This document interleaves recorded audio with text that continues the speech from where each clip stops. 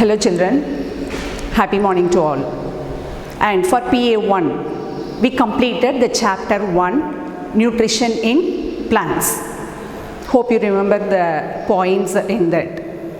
That is, how the plants get their food. In that, the nutrition is of different type. Even though the plants are autotrophic, some plants they derive their nutrition in various ways. That is heterotrophic nutrition, in that insectivorous plants were there, parasites, saprotrophic and symbiotic nutrition. All those things we discussed in chapter 1. Today, in this class, in this biology class, we are going to start a new chapter, Nutrition in Animals, the second chapter. That is, how the animals, including human beings, we the human beings are also coming under the animal kingdom. So, all the animals, including human beings, how we are getting our food, how do we get our nutrition? That is what we are going to discuss in this chapter. And this nutrition, what is this nutrition? Mode of taking food. Mode of taking food. So, all of you know that we need food for various functions. Is it not? Not only to get energy. Inside our body, so many processes, metabolic processes are going on. For that processes also, the body requires energy for continuous functioning of the organs. So, the mode of taking food to obtain the nutrients from the food is called nutrition.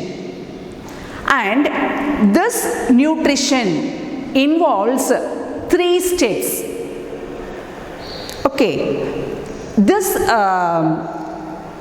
nutrition, first one is mode of taking food. Next one, this nutrient requirement. First one, for what purpose we are taking the food? To obtain the nutrients from the food. Hope you all know, from grade 6 onwards you would have studied, from lower class onwards, the components of the food. What are the various components of the food? Carbohydrates, proteins, fats, vitamins and minerals, including water. There are 6 components in our food. And to obtain those nutrients, those are called the nutrients which are very essential for our body, for the growth, maintenance and repair. So, to obtain those nutrients only we are taking food apart from getting the energy. And this mode of taking food is called nutrition. And it involves 3 steps.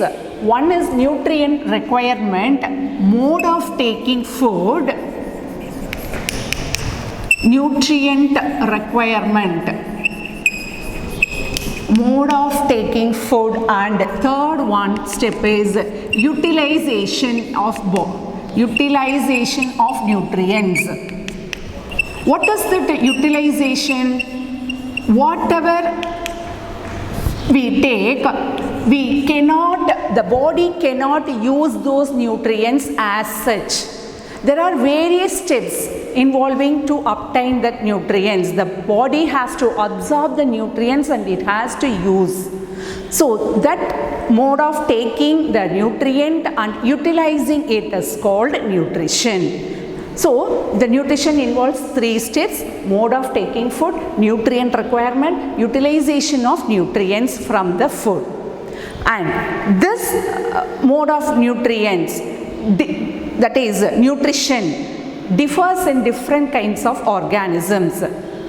For example, this mode of taking food, in case of human beings or animals, we take the food through our mouth and we bite, chew. Is it not? That is the mode of taking food in case of all animals and human beings. Next, In case of snakes, frog, snakes and all, what they will do? They will swallow. They will not bite or chew. Their mode of taking food is swallowing. Okay, without chewing, directly it will capture the prey and it will swallow. Then what about insects and all? They will suck the nectar, sucking. So in insects, sucking is the mode of taking food. Sucking the nectar from the flowers. Then in case of butterfly, siphoning. So children, in book page number 11, where that nutrition in animals starts, they have given a tabular column here. That tabular column I will write and you may take down in your book. So name of animal,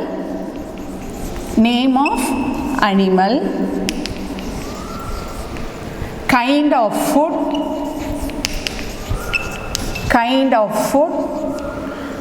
mode of feeding.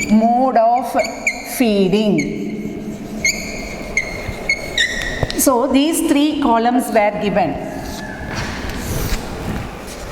in this tabular column. First one, snail. Snail means what? Nectar. I think you would have heard. And what kind of food they will feed upon? They will feed upon the leaves or any plants. Okay, they will feed upon the leaves and insects also. They will feed. And the mode of feeding is scraping. S-C-R-A-P-I-N-G. Scraping means what? Konjama. They will scratch and eat. Sorandi. Your mother will peel the peel of vegetables, is it not? So that is scraping. Layer by layer, step by step, the layers will be scrapped and they will have their feed. So the mode of feeding in case of snail is scraping. S-C-R-A-P-I-N-G. Next one, ant. Daily, in our daily life we see ant. What they will eat, whatever food particles they find on their way, they will eat. So food particles. What is that mode of feeding? Chewing. They bite and chew. And they will eat. Okay, in case of ant, they are biting us. In the same way, they will bite the food and they will take little by little. Next one, eagle. It is a carnivorous animal. Comes under. It will eat the flesh of other animals. So, other animals, you may write as other animals. And what is that mode of feeding in case of eagle? Capture and swallow. Tear the flesh and they will swallow. So, capture and swallow.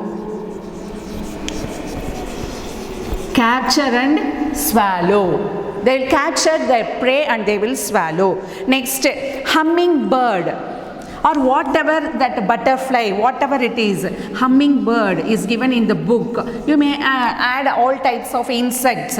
What they will do, hummingbird and all, they will have a long beak. With that they will insert their beak into the flower where they find the nectar and they will suck. Is it not? So here you may write as nectar and the mode of feeding, sucking. What they will do? They will suck. Using the straw you will suck the cool drinks and all.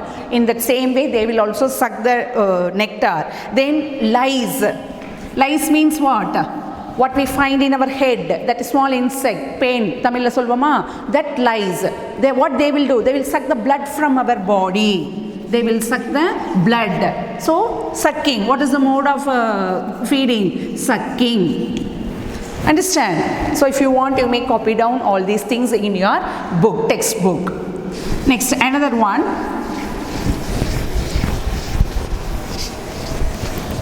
Next one, what they have given? Mosquito.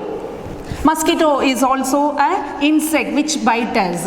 You all know. So this mosquito, they will also, what kind of food they will have? Blood only. They will suck the blood. Mode of taking food? Sucking. Next one, butterfly. I think all of you would have seen butterflies in the garden. So what type of food they will take? Liquid food, nectar found in the flowers. But the mode of feeding is siphoning. S-I-P-H-O-N-I-N-G. Siphoning. Siphoning means nothing but transfer of liquid from one container to another container.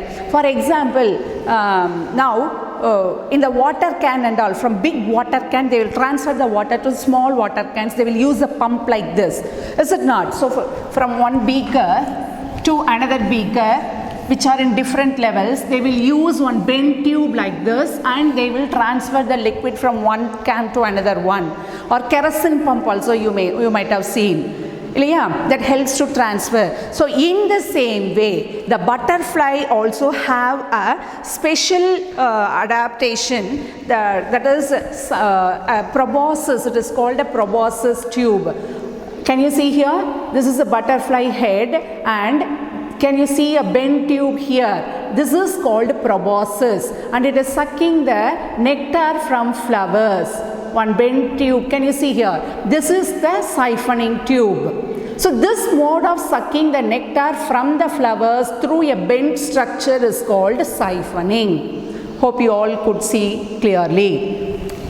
So the butterflies, in what mode they are taking their food? Siphoning. Next one, housefly. Housefly also, what are all that, almost everything from the dead and decayed organisms, they derive their nutrition, and the mode of taking food is same like that of butterflies, siphoning. So in butterflies, a bent tube will be there like this. With this only they will take their food, suck their food. That method is called as siphoning. Understand? Transfer of liquid from one container to another through a bent tube is called siphoning. So like this, the mode nutrition, the mode of taking food differs from one organism to another organism. So now in this chapter we are going to discuss about the nutrition in animals, that too in human beings. Okay, what we take the food through our mouth. Another one special case is there, that is starfish. In case of starfish, I think all of you might have seen this starfish. Their structure also you may know. They have that 5 arms like this, and in the middle they have their mouth. And it is, the starfish is protected with a calcareous shell made up of calcium carbonate, a thick shell. Out of if they want to catch anything, they come out of their shell, and this is the only organism which pops out its stomach. Inside its body, stomach will be there. They will bring their stomach through the mouth. They will bring their stomach out of the body through the mouth and capture their prey and swallow and pull inside that stomach. Stomach வெளியே கொண்டு வந்து அப்படியே prey catch பண்ணிட்டு it will go inside. Okay, this is a special mode of nutrition seen in starfish. Pop out its stomach out and catch its prey. Understand? In case of starfish. So we saw about different modes of feeding. Next one, digestion in human beings. So we take food for what? To get energy and to obtain the nutrients from the food, and we discussed the various types of nutrients found in the food. And what we take, that food is a complex food. What we take is a complex food, and this complex food will be converted into simpler ones, and this process of breaking down of complex food into simpler food is called nutrition, digestion. Okay, what is digestion? The process of taking or conversion of food, the breakdown of complex substances of food into simpler substances is called digestion. The mode of taking food is nutrition. You should not get confused with the two terms. The mode of taking food is nutrition, and digestion means the process of conversion of complex food into simpler food is called digestion. And what we take, that food is a complex food. In that various nutrients are there and they are in the complex form. The body cannot utilize that nutrients as such, and it should be broken down into simpler ones. Okay, now in what nutrients are there? Carbohydrates, then proteins, next one fat. So these are all complex food, complex nutrients present in our food. This should be broken down into sugars, carbohydrates into simple sugars, proteins into amino acids. These are called simple sugars. Then fat into fatty acids. So in this way, the food should be broken down into simpler forms. Complex food will be broken down into simpler forms. So this process only takes place in case of digestion. So the process of breaking down of complex food into simple food is called digestion. Understand? Now this digestion takes place in the digestive tract, and this digestive tract consists of 6 compartments. In our body, the digestive system consists of 6 compartments. What are they? First one, buccal cavity. What is that first one? Buccal cavity. Then esophagus. Now in this word, O is silent. So you have to pronounce as esophagus. O-E-S-O-P-H-A-G-U-S. Buccal cavity. Then esophagus. Next one, stomach. Third one. Next, fourth one, small intestine. Then from small intestine, the food will move into large intestine. Then from there, it will move to rectum or anus, 6th compartment, rectum. Or you may call it as anus. So through which the food is defecated out. Okay, so these are the 6 compartments in our digestive system. Now the food what we take, that moves step by step into the digestive system through these compartments, 6 parts. In each and every step, the food is broken down into simpler forms. Understand? Now, generally, I will show you the digestive system, and along with that digestive tract in our body, associated glands, some other parts like liver, pancreas are also involved in our digestion. Not only this digestive tract helps it for digestion, along with that another 2 parts called liver and pancreas also associated with this digestive system. So all these forms the digestive tract. Now I will show you the chart of human digestive system.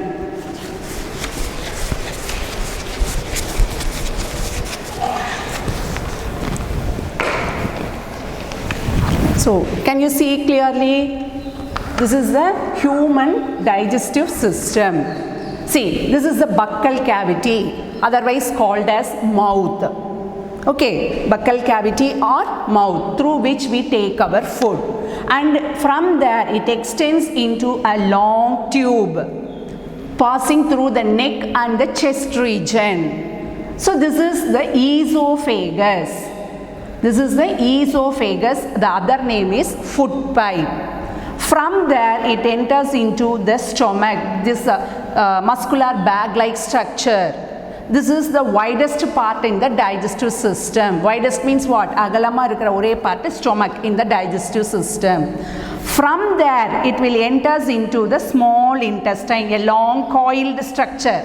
Can you see here in the middle? This coiled structure is the small intestine. Surrounding that big tube is the large intestine. It follows by, this is the rectum, last part of the digestive system. So, along with this digestive tract, other two parts, I said liver and pancreas.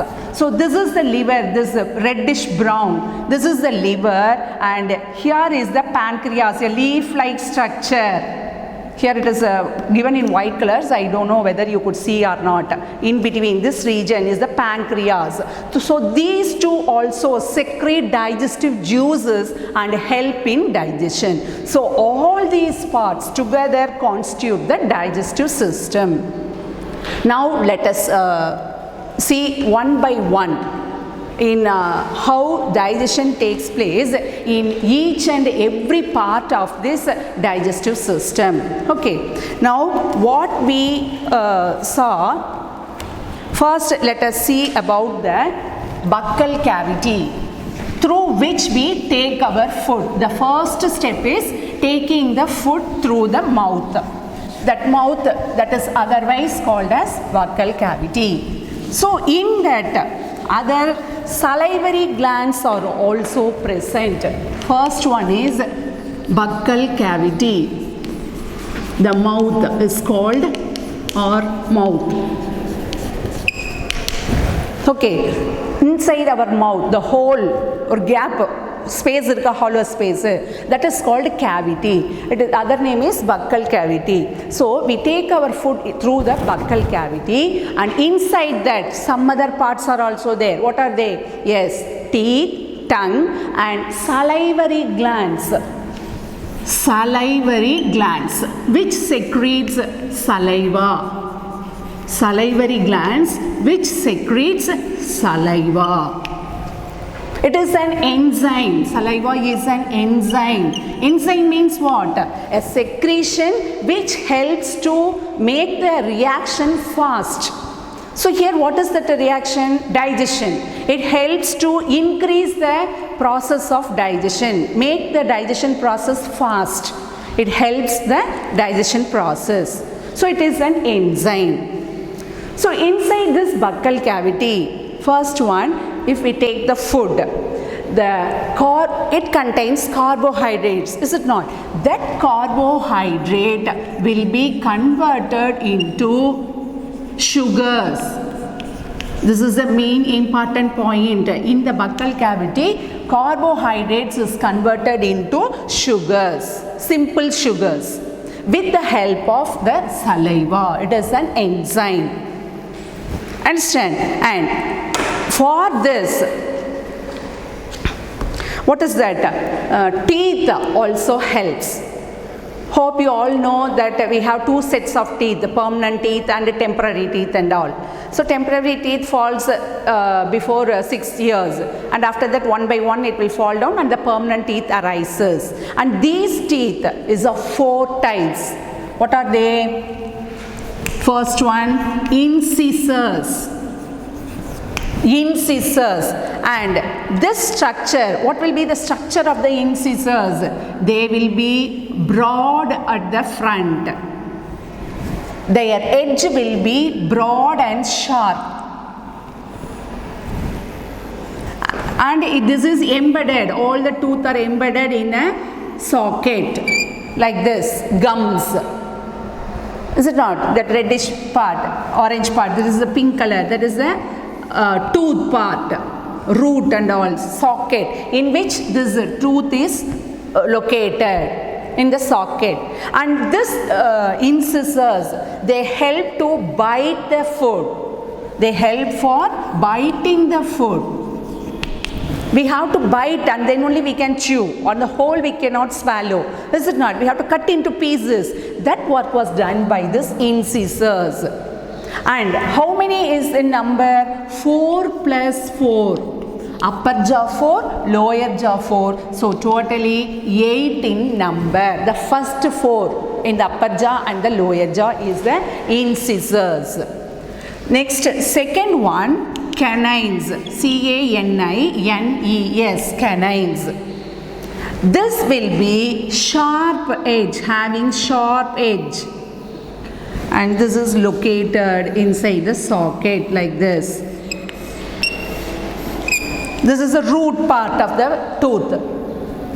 So canines will have this sharp edge to tear the flesh.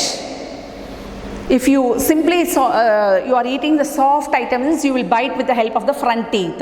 If you want to tear it, for example sugar cane and all, you can't bite with the front four teeth. You will keep in the side and you will pull and you will eat, is it not? So that foot is tear off and cut into small pieces with the help of the canines, as it is having the sharp edge. Understand? And this helps for tearing the flesh or tearing the food particles in case of animals also. And this number is 2 plus 2, 4. Upper jaw to lower jaw to 4 in number. Next one, premolars. Premolars. This premolars, they will have broad edge. They will be having broad edge like this, because they helps to chew the food, grind, chewing and grinding. Inge front la vandu we will bite or tear and we will the chew that food with the help of premolars. Kadavapallu solluvama, it is 5 in number. In that the 2 is premolars. Okay, 3 plus 3 totally 6. Lower jaw 3, sorry, 6 plus 6, 12.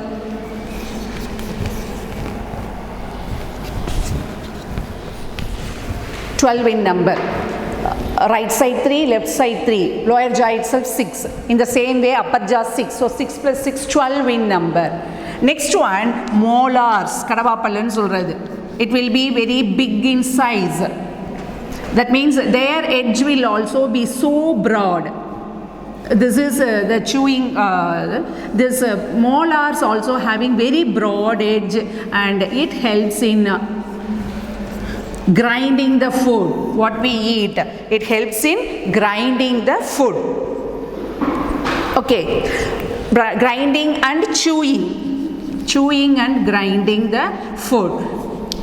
It is also 4 plus 4, so totally 8. 4 plus 4, 8. So totally we have 32 teeth in our mouth. If you count, means the total will be 32. Okay, but all the adults will have only 28. At the age of 30 only, that last tooth will arise. Last teeth will arise only in the adult stage. For some it may grow, for some it may not grow. So totally almost all people will have 28 only normally. Okay, so like this, the various types of teeth helps in digestion also. These different types of teeth are incisors, canines, premolars and molars. They have different structures. The incisors have the broad and sharp edge. Incisors having sharp edge. Premolars and molars are very broad and help in chewing and grinding the food. So in this way, the food is cut into small pieces and they are chewed and grind and it gets masticated. That means making it into a soft thing. So along with this, when we chew, saliva secretes from the salivary gland. Saliva will be secreted from the salivary gland and it mixes up with the food particles and helps in digesting. So the digestion starts in the mouth itself. That is why you are asked to chew the food well and eat. நொறுங்க தின்றால் 100 வயது வாழலாம். நொறுங்க தின்றால்னா பார்க்கறதெல்லாம் சாப்பிட்றது கிடையாது. We have to chew well. then only the food will get mixed with the saliva and it will get digested properly. Half of the digestion gets over in the mouth itself. Then only that bolus, they will say, half partially digested food only entering into the esophagus, next compartment. And in this, the saliva also helps the food to digest. And next one, this saliva converts the starch into sugars. I said carbohydrate. It is nothing but the starch. We may otherwise call it as starch. So this action of saliva on starch converts it into simple sugars. For this, a small experiment is there. That is, we have to take two beakers or test tubes. Two beakers or test tubes we have to take, and in this one we have to take boiled rice, cooked rice, boiled rice we have to take, have taken in a beaker, and in another one beaker we have to take chewed food, because while we chew, what will happen? Saliva gets mixed. So I have taken the chewed food and I am adding this into this beaker. The chewed food I have taken. Now, to this we have to add a little quantity of water. To each of the beaker we have to add little quantity of water. I am adding a little quantity of water to both the beakers. That is, one is chewed food, another one is boiled rice. Next, we have to add 2 or 3 drops of iodine to each of the beaker. First, let us take this boiled rice and we may add iodine to this beaker. Now let us see what happens. In this boiled rice, starch is there, and the starch will be converted into blue color because of the adding of the iodine. Okay, iodine turns the starch into blue-black color. So let us see whether it changes or not. Only 1 or 2 drops we have to add. See, I have added.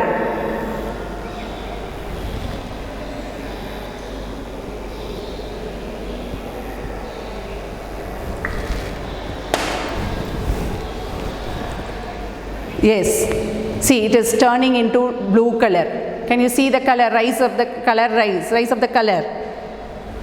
See, it has turned into blue color. So this shows that the starch is present in this rice. So before we eat, starch is there, complex food, it is a starch, complex food. Now we shall add the iodine solution to this chewed rice.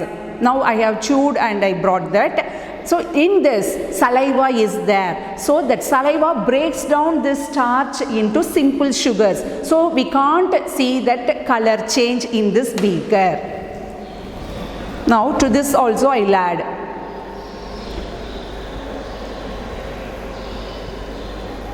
Yes, I have added 2 or 3 drops.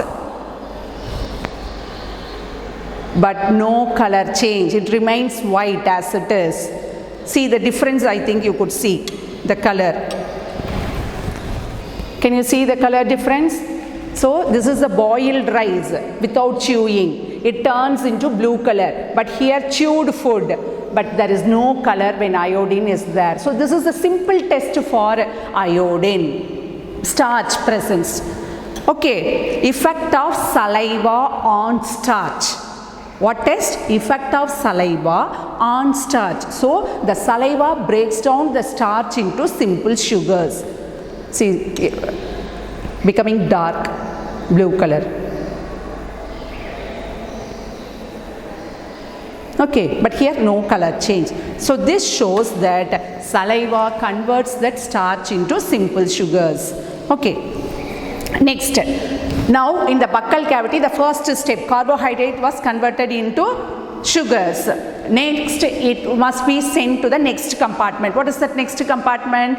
Esophagus. Is it not? So I will draw here.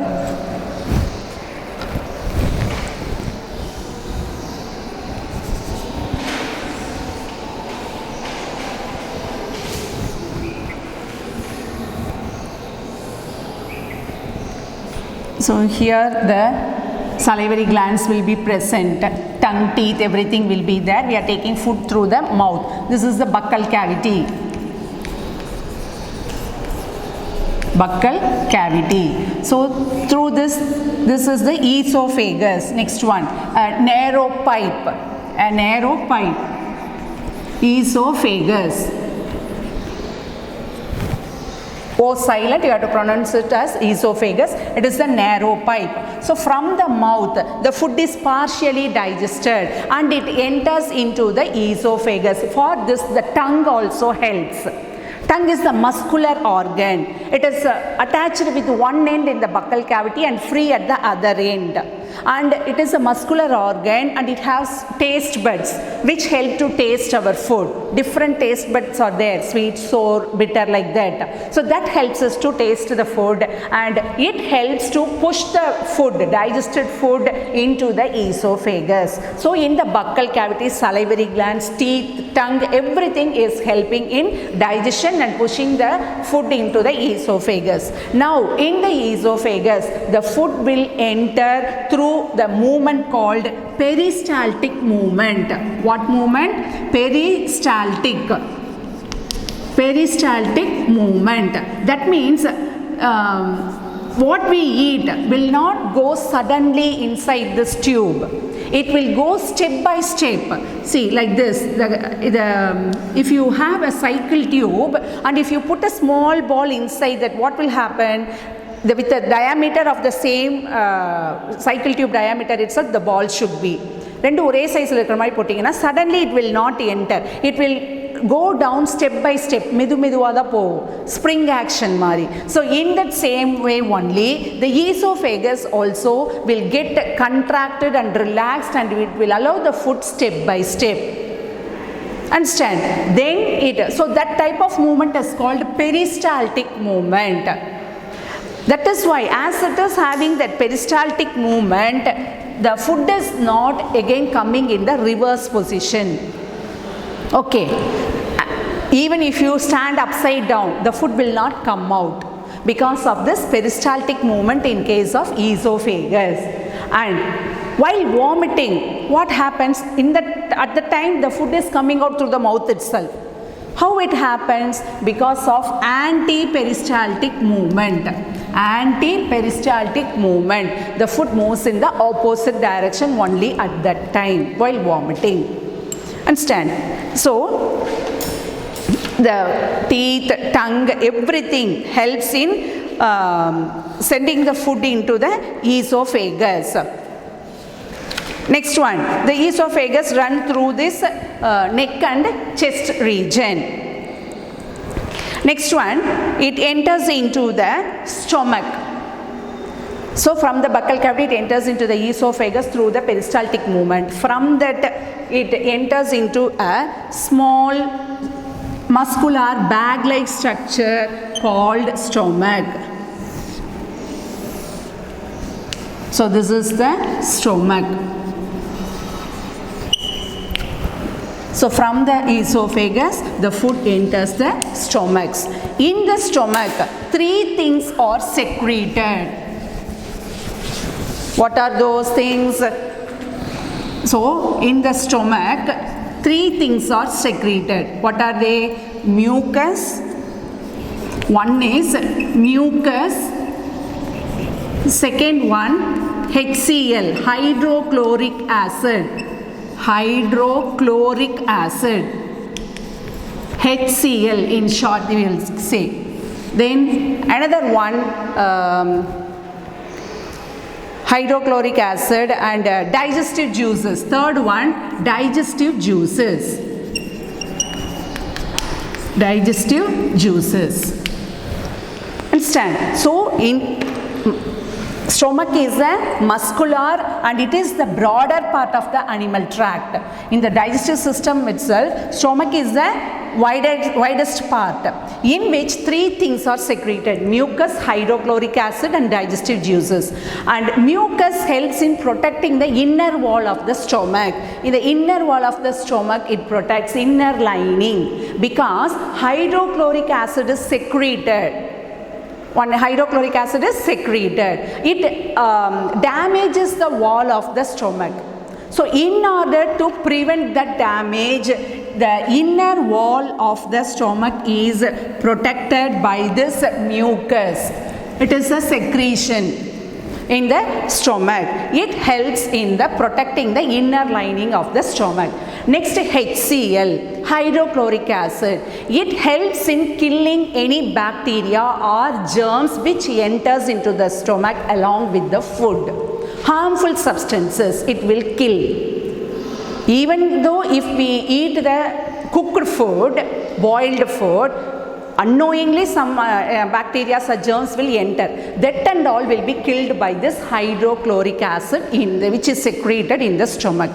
Next one, digestive juices. For digestion, stomach also will secrete some digestive juices to help that digestion of proteins. So in buccal cavity, carbohydrate is converted in sugars. In case of stomach, protein is converted into amino acids. So in the beginning of that chapter itself, I explained what are the components. What we eat are complex food and it will be converted into simple food, I said. So in the buccal cavity itself, the digestion starts with the help of the enzyme saliva. Carbohydrate is converted into sugars. Next, entering into the esophagus and coming to the stomach.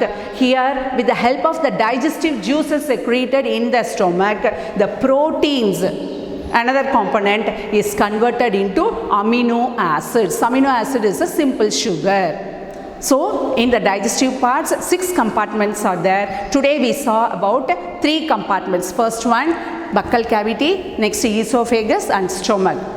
Hope you all understand. You all please read the book thoroughly, line by line, and understand. If any doubt, you may call me. Thank you, children. The rest we may see in the next class. Thank you.